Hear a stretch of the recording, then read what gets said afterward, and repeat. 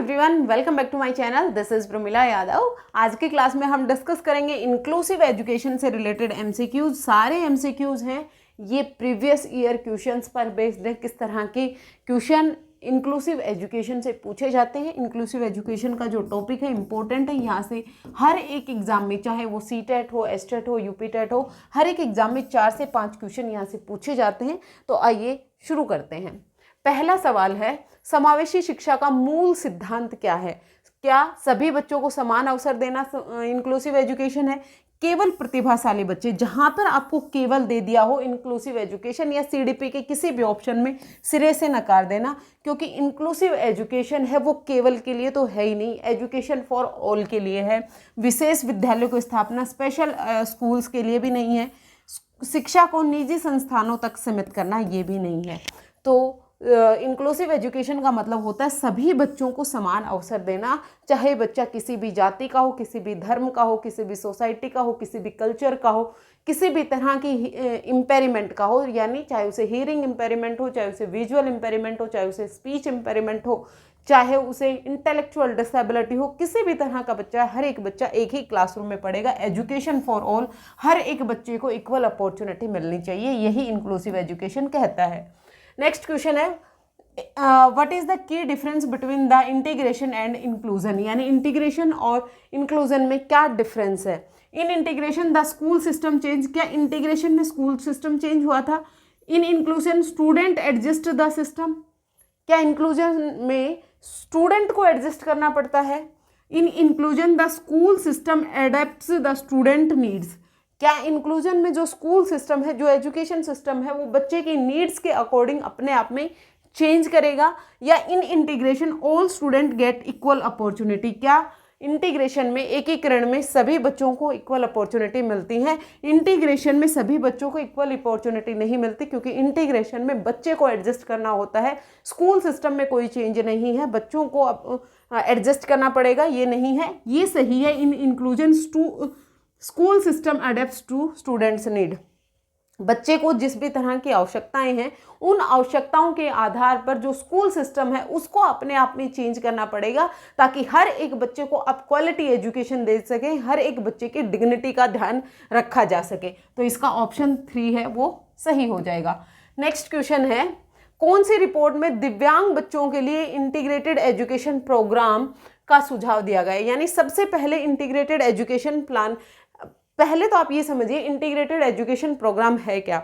हर एक बच्चे को मेन स्ट्रीम एजुकेशन में लेके आना, हर एक बच्चे को नॉर्मल रेगुलर क्लासरूम में पढ़ाना जहां पर सामान्य बच्चे पढ़ते हैं, यही है इंटीग्रेटेड एजुकेशन प्लान। लेकिन इंटीग्रेटेड एजुकेशन में बच्चे को एडजस्ट करना पड़ेगा। स्कूल सिस्टम में कोई चेंज नहीं किया गया, एजुकेशन सिस्टम में कोई चेंज नहीं किया गया। जो भी बच्चे स्कूल में आएंगे उनको एडजस्ट करना पड़ेगा, स्कूल सिस्टम में कोई चेंज नहीं हुआ। तो सबसे पहले कौन सी रिपोर्ट ने इंटीग्रेटेड एजुकेशन प्रोग्राम की बात की? तो इंटीग्रेटेड एजुकेशन प्रोग्राम की बात करने वाली थी NEP 1986, ये दूसरे नंबर की एजुकेशन पॉलिसी थी।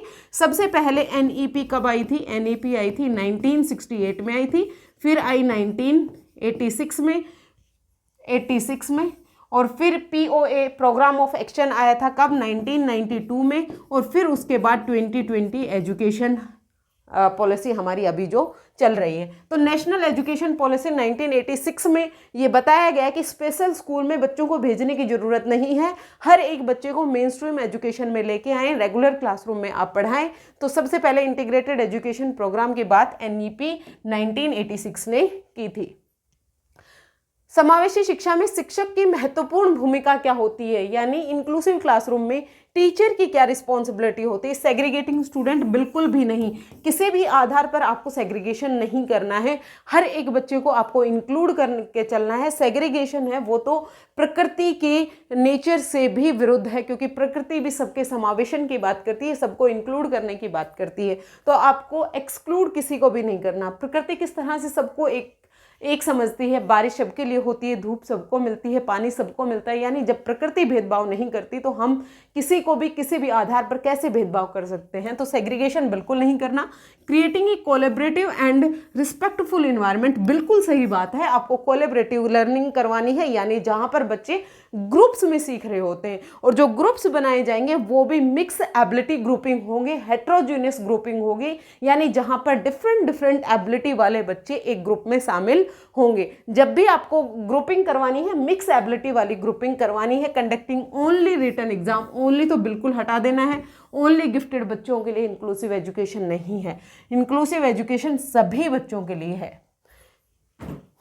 कौन सी रिपोर्ट ने पहली बार दिव्यांग बच्चों को सामान्य शिक्षा प्रणाली में शामिल करने की बात की थी? यानी पहले जो दिव्यांग बच्चे हैं उनके लिए स्पेशल स्कूल बनाए गए थे। तो कौन सी रिपोर्ट आई जो कहती है कि जो बच्चे हैं, जो स्पेशल नीड वाले बच्चे हैं, उनको स्पेशल स्कूल नहीं भेजना, उनको रेगुलर स्कूल में भेजना है? तो वो थी सार्जेंट रिपोर्ट, 1944 में आई थी, हमारी आज़ादी से पहले 1944 में ये रिपोर्ट आई थी, जिसमें कहा गया था कि बच्चों को स्पेशल स्कूल में ना भेजकर रेगुलर स्कूल में भेजें। अभी हमने NEP 1986 की बात की थी, जिसने क्या कहा था, इंटीग्रेटेड एजुकेशन प्रोग्राम की बात की थी, एजुकेशन फॉर ऑल की बात की थी। कोठारी कमीशन को एजुकेशन कमीशन ऑफ इंडिया भी कहा जाता है, याद रखिएगा, कई बार आपसे क्वेश्चन पूछा जा सकता है एजुकेशन कमीशन ऑफ इंडिया किसे कहा जाता है, तो वो कोठारी आयोग को कहा जाता है। RTE एक्ट 2009 में आया था, जो फ्री एंड कंपलसरी एजुकेशन की बात करता है। 6 से 14 वर्ष के हर एक बच्चे को फ्री और कंपलसरी एजुकेशन प्राप्त करने का अधिकार है। नेक्स्ट आता है, एक विद्यालय में शिक्षक ने विद्यार्थियों को उनकी क्षमताओं और आवश्यकताओं के अनुसार व्यक्तिगत शिक्षण योजना दी।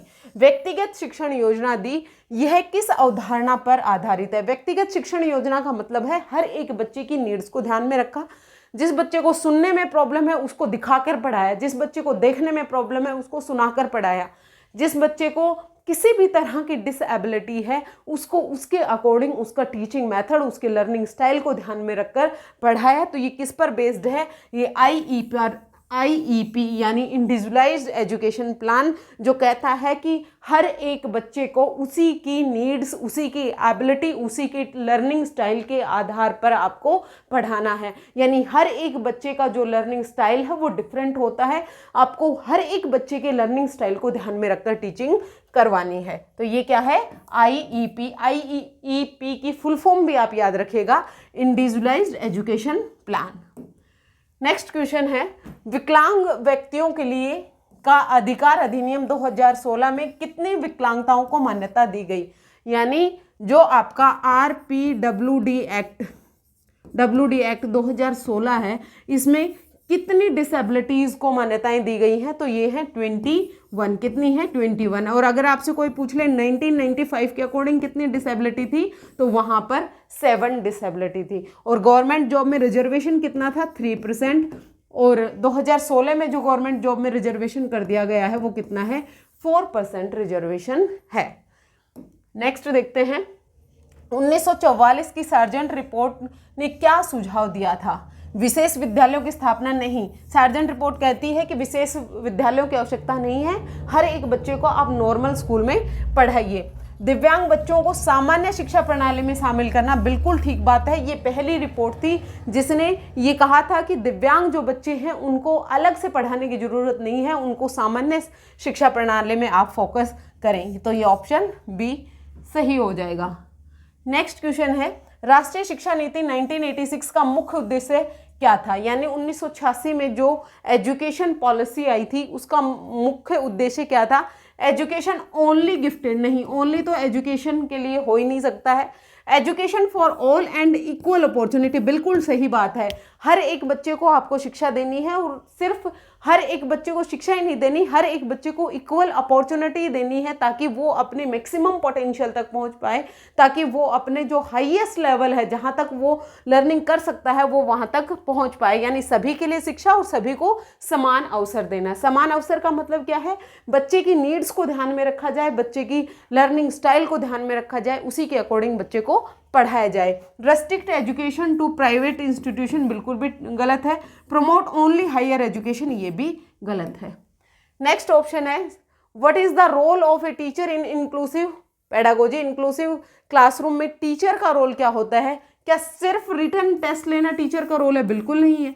प्रमोट डाइवर्सिटी एंड इक्वलिटी, बिल्कुल ठीक बात है। डाइवर्सिटी को प्रमोट करना है और इक्विटी को आपको प्रमोट करना है, समता को प्रमोट करना है। इक्विटी का मतलब है यानी बच्चों की नीड्स के अकॉर्डिंग बच्चे को जितनी आवश्यकता चाहिए है आप बच्चे को उतनी चीज़ें अवेलेबल करवाइए।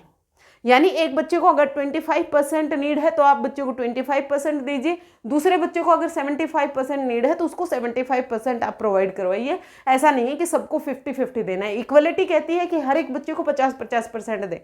जैसे दो बच्चे हैं वो खाना खाने बैठे तो एक को 4 रोटी मिली तो दूसरे को भी 4 रोटी मिलेगी, उसे भूख है या नहीं है इससे कोई फर्क नहीं पड़ता, ये होती इक्वलिटी।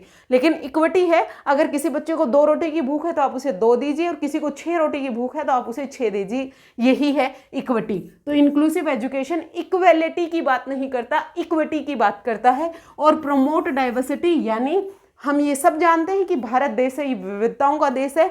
हर एक बच्चे डिफरेंट होता है, हर एक बच्चे में इंडिविजुअल डिफरेंसेस पाए जाते हैं, हर एक बच्चा अपने आप में यूनिक होता है। तो इस डाइवर्सिटी को आपने ऑब्स्टेकल नहीं मानना है, इसको बाधा नहीं मानना है, इसको आपको प्रमोट करना है। सेग्रीगेट करना बिल्कुल भी नहीं है। टीच ओनली गिफ्टेड स्टूडेंट, ये भी बिल्कुल गलत है।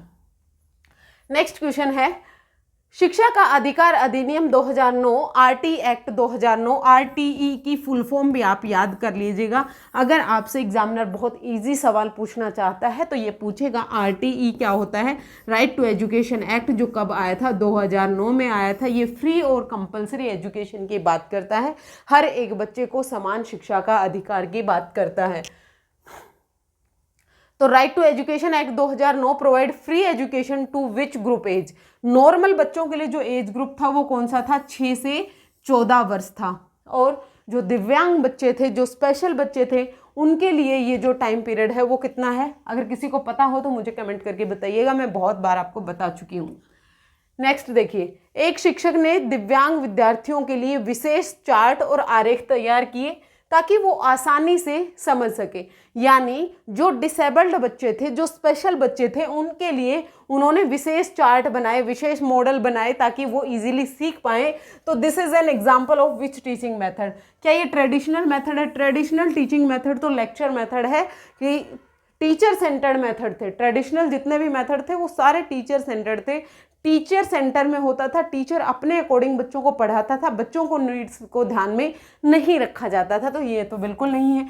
इंक्लूसिव पेडागोजी बिल्कुल ठीक है कि जिस बच्चे को चार्ट से सीखना है, आरेख से सीखना है, वो भी इजीली सीख पाए। इंक्लूसिव एजुकेशन में हर एक बच्चे की नीड्स को, हर एक बच्चे के इंटरेस्ट को, हर एक बच्चे की लर्निंग स्टाइल को ध्यान में रखा जाता है ताकि बच्चा अपना मैक्सिमम लेवल पर डेवलपमेंट कर पाए। सेग्रीगेटेड टीचिंग बिल्कुल नहीं। अगर यहाँ पर IEP होता, इंडिविजुअलाइज्ड एजुकेशन प्लान होता, तो वो भी ठीक हो जाता। ओरल टीचिंग ये भी गलत हो गया। नेक्स्ट देखिए, यह किस समावेशी शिक्षण पद्धति का हिस्सा है? इनमें से इंक्लूसिव टीचिंग मेथड का कौन सा हिस्सा है? क्या ये इंडिविजुअलाइज्ड लर्निंग प्लान यानी ILP है, इंडिविजुअलाइज्ड लर्निंग प्लान है, या फिर ये कोलैबोरेटिव लर्निंग है यानी सहयोगात्मक शिक्षण है जहाँ पर बच्चे अपने एक ग्रुप में सीख रहे होते हैं, या सेग्रीगेटेड टीचिंग है, या बोथ 1 और 2 है? बोथ 1 और 2 बिल्कुल ठीक हो जाएंगे।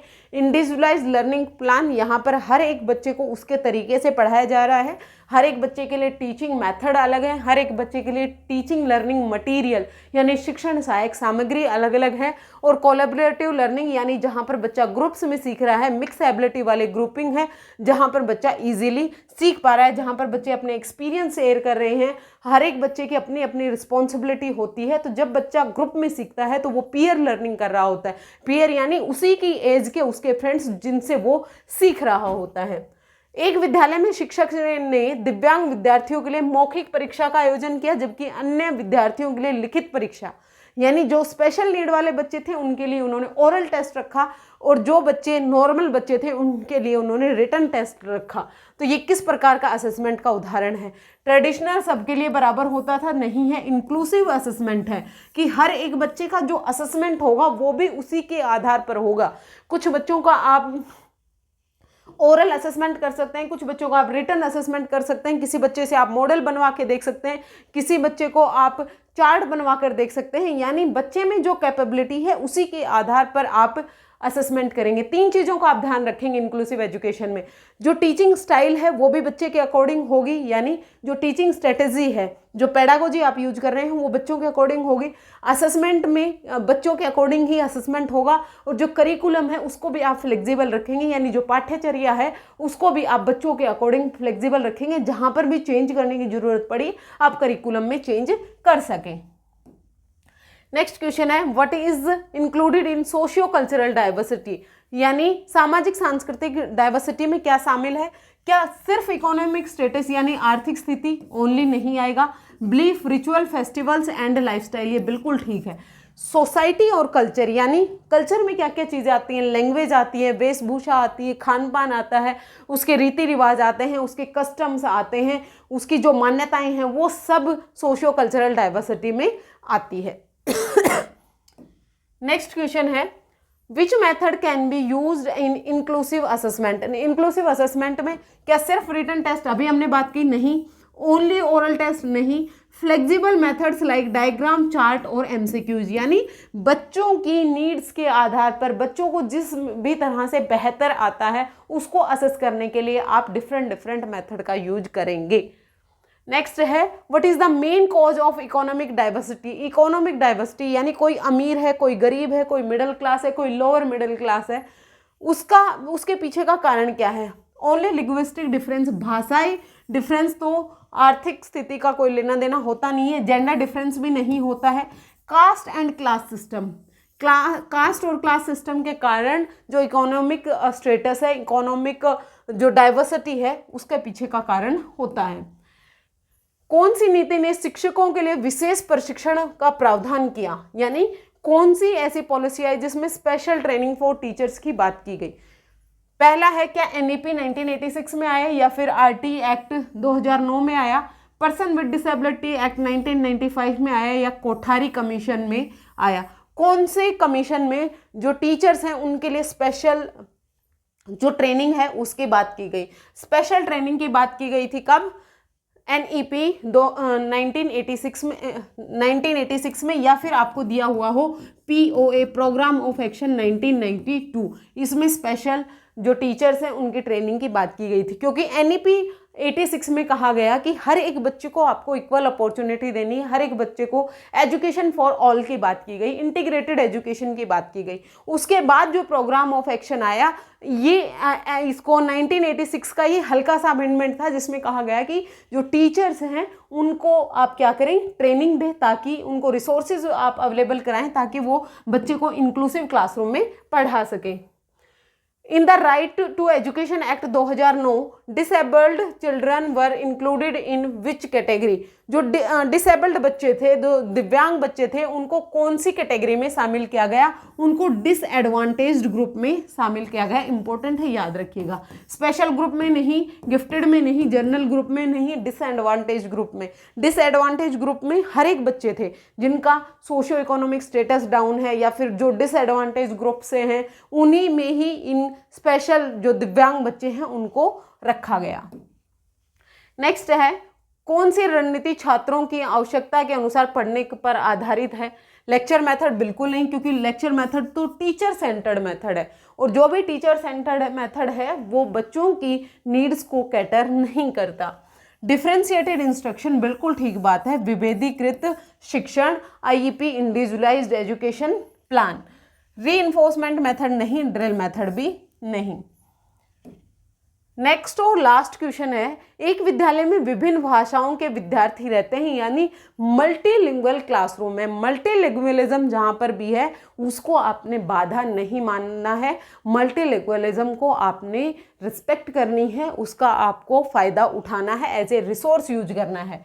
टीचर ने सभी विद्यार्थियों को अपनी मातृभाषा में विचार व्यक्त करने का अवसर दिया, तो यह किस प्रकार की विविधता को दर्शाता है, तो ये लिंग्विस्टिक डाइवर्सिटी को दर्शाता है। और जब बच्चे, हर एक बच्चा अपनी अपनी भाषा के मातृभाषा के शब्दों का प्रयोग करेंगे, तो जो दूसरे बच्चे हैं वो दूसरी भाषा के शब्दों को भी सीखेंगे, यानी बच्चे अपनी अपनी भाषा के शब्दों का इस्तेमाल करेंगे, तो वहाँ पर बच्चे एक दूसरे की मातृभाषा के शब्दों को सीखेंगे, वहाँ से बच्चों की दूसरी भाषा को लेकर भी ज्ञान की वृद्धि होती है। तो यहाँ पर लिंग्विस्टिक डाइवर्सिटी मल्टीलिंगुअलिज्म को आपको सेलिब्रेट करना है, उसको बाधा नहीं मानना है। ये थे एमसीक्यूज इंक्लूसिव एजुकेशन से रिलेटेड। आने वाली क्लासेस में हम और भी एमसीक्यूज डिस्कस करेंगे। अगर आपको कोई डाउट हो आप कमेंट सेक्शन में पूछ सकते हैं, और अगर आपको क्लास पसंद आई आप लाइक शेयर सब्सक्राइब कर दीजिएगा। आज के लिए इतना ही, मिलते हैं फिर से। Thank you very much.